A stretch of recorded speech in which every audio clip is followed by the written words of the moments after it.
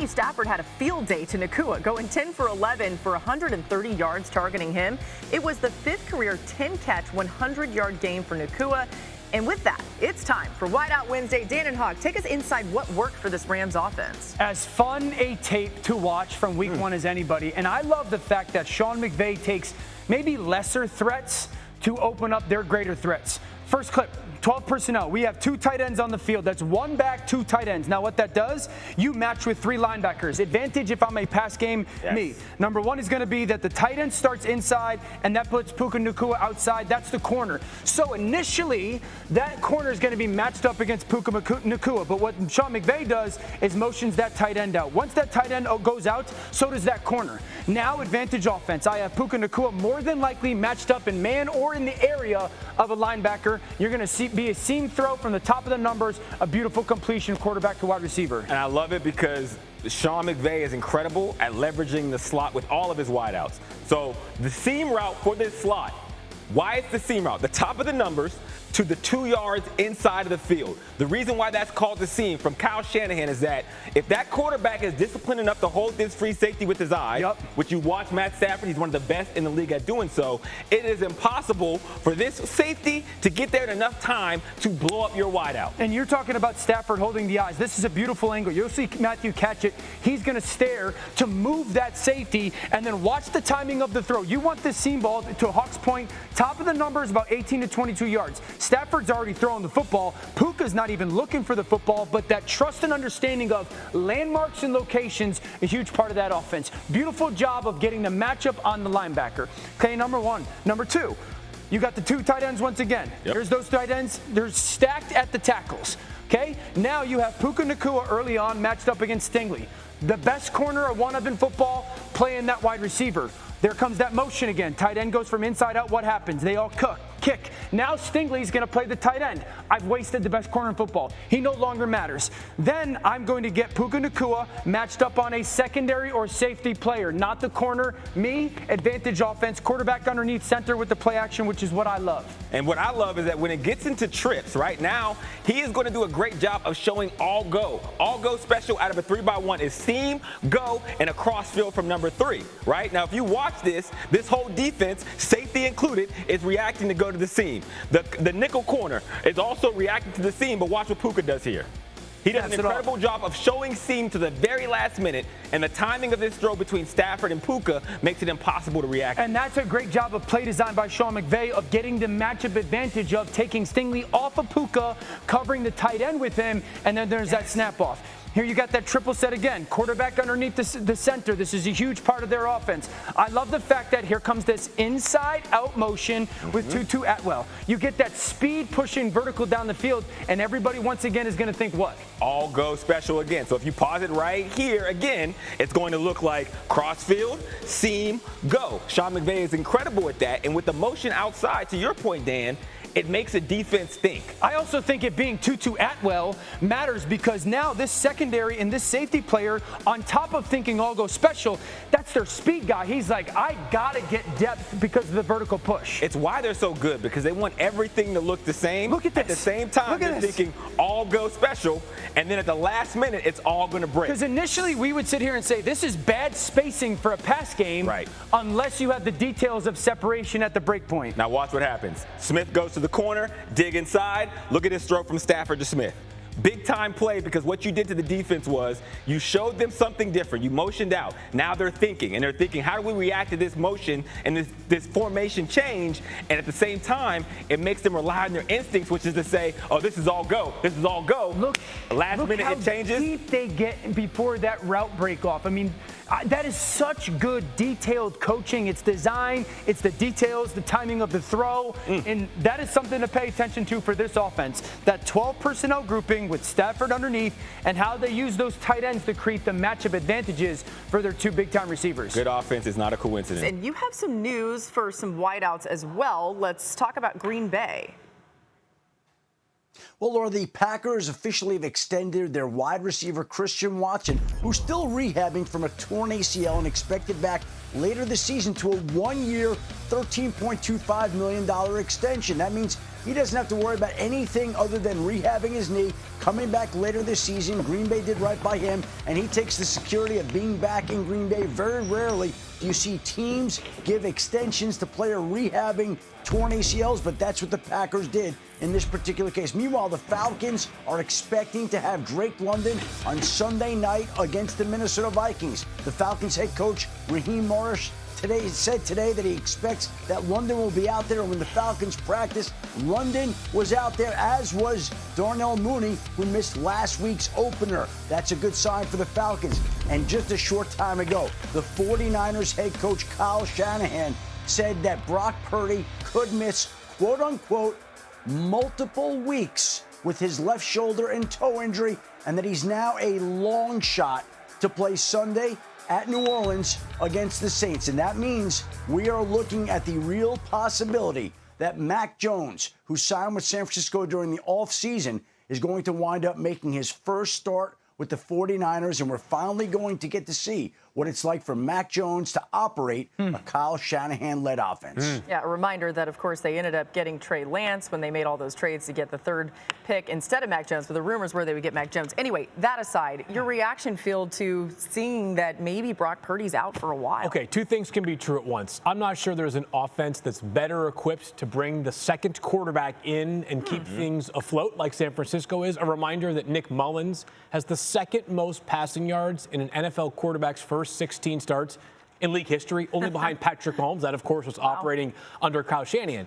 At the same time, it's a big blow. Listen, Brock Purdy now makes $55 million per season for a reason. He played at a high level this past weekend. There were the 2 interceptions. They only hung 17 on Seattle. But I thought he was a ceiling raiser for this team, where I think there was a time where the perception of a lot of the quarterbacks in San Francisco was a little bit of a floor raiser within this offense. I am also completely fascinated by what Mac Jones looks like in this offense, Lord, because felt like more of the rumors back in the day in the 2021 NFL draft, right? It certainly felt like the player that Kyle Shanahan wanted to pull the trigger on at number 3 overall was Mac Jones. We'll see how it looks this Sunday. It's a great opportunity for Mac Jones. Huge. The offense is going to have to run the football better. They were bad this weekend against Seattle's front. We've talked about that. I'd feel better if George Kittle was going to be there. He won't be. Pressures, can you play on Brock Purdy's timing with Ricky Pearsall was so good. Can Mac replicate that? You still have Juszczyk and you still have CMC. So they can still run a bunch of their 21 personnel stuff and spread the field, which is kind of what Mac has the opportunity, or what he's best at. Can he operate in the chaos the same way that Brock Purdy is capable of? Because that's what he did so great Sunday. And that's why an interception happened. You're like, he's trying to carry the team right now. If there's a coach, if there's a system, if there's a supporting cast that can help, it's San Francisco's. They got to prevent themselves from being one-dimensional. To your point, they got to run the football better, but they're in a situation now with Mac Jones. It's always been, can he push the ball down the field? And if you're a defense going against Mac Jones in a first-time start with Kyle Shanahan, are we just going to say, hey, we're going to take away the run and force him to throw it? And if Mac Jones can't do that, it's going to get late early. Yeah, we talked about this yesterday, too. 31 touches in week 1 for Christian McCaffrey. So, no Brock Purdy, no George Kittle, no Brandon Ayuk. Is Jennings going to play? Like, maybe you have to replicate that, because I think this is going to be a short passing game, a heavy screen game, and try to let the other people win the game and not force Mac to lose it. Reminder that Brandon Ayuk is scheduled to return somewhere around week 6 or 7 if we're being optimistic. That was something that we don't really... 6, 7, yes!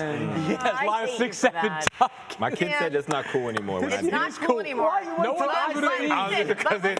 it tracks now. I didn't believe it. You said it before the show that Dan has turned into a middle-aged man, and that's now just been proven correct. All right, it's the first day in months. For Rookie Watch, Field is our draft expert, so each week he's going to highlight the plays from rookies that you need to see. Field, let's kick this off with number 1 overall pick, Cam Ward. Yeah, the Cam Ward stat line, Laura, not going to blow you away. 12 for 28, under 130 passing yards. That being said, I saw a lot more good than bad from Cam. I absolutely loved the pre-snap command that he was showing. He was also throwing some frozen ropes. Maybe to the point that his receivers weren't expecting them to be that hard, because there were drops all over the tape. You just saw one from Alec Manor, also from Calvin Ridley. For a young quarterback, I don't care if it's drops, pass protection, play calling, you name it. You have to help out your number 1 pick a whole lot more than Tennessee did, but I certainly believe this player has an immensely bright future in the NFL.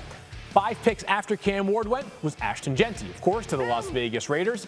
19 carries for 38 yards with a long of just 9 yards against the New England Patriots, Laura. Here's the problem. not a lot of space besides this touchdown run he had right here. Get this. He had a total of 38 rushing yards. He had 44 rushing yards after contact, Laura. This offensive line's got to block it up a whole lot better. They were playing with the lead. The Patriots were selling out for the run. That being said, if the offensive line for the Raiders does not give Ashton Jeanty more space, it's going to feel like the college football playoff game last year where Penn State overwhelmed Boise State and he was kept in check after video game numbers. Finally, my favorite rookie performance from the entire weekend, Will Johnson, 47th overall pick out of Michigan, went about, 35 picks too late in my estimation because of a knee concern. Huge crunching hit. But how about this? He was targeted 7 times. He allowed just 4 catches for 32 yards.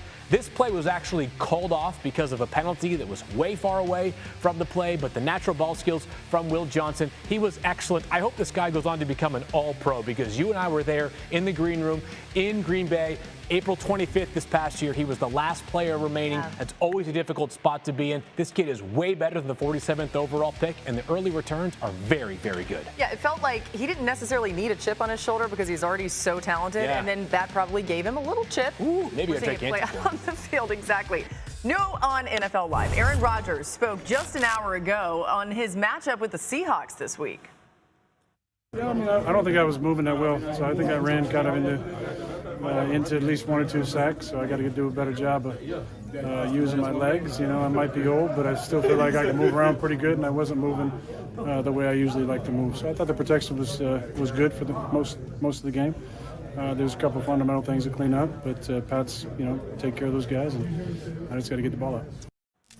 Hawk, the Steelers pulled out the win over the Jets last week. What did you see from Rodgers? Yeah, first off, I thought that was still lost in translation. I kind of did, too. I was waiting for like, man, this is going to get crazy.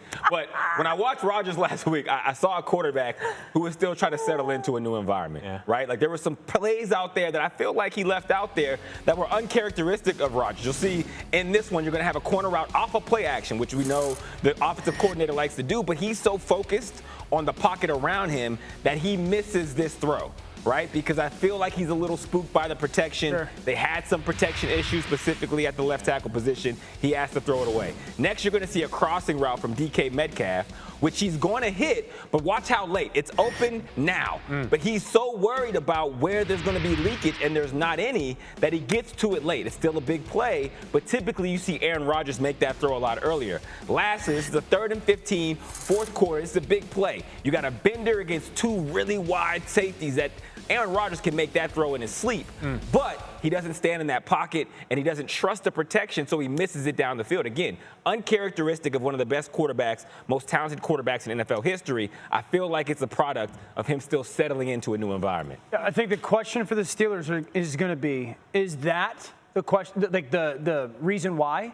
Settling into the new environment, or is he 42 and doesn't want to get hit anymore? And if that's the case, because we've seen that with Drew at the end of his career, we saw it with Tom his very last year in Tampa Bay. How do they manage that? How does he manage it? It's also the first time he had been hit in 9 months.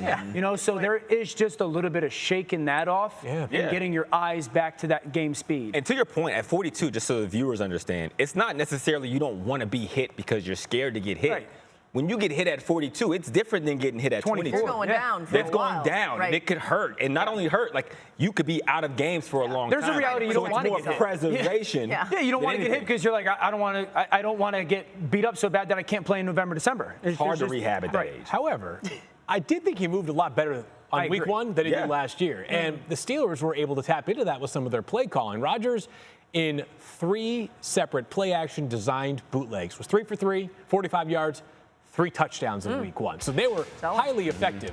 All of last season, he had 3 passing touchdowns on play-action design bootlegs and just 30 total attempts. So they're getting back in their bag a little bit into some of the stuff that for a lot of years made Aaron Rodgers amongst the, if not the most unstoppable quarterback in the league. Yeah.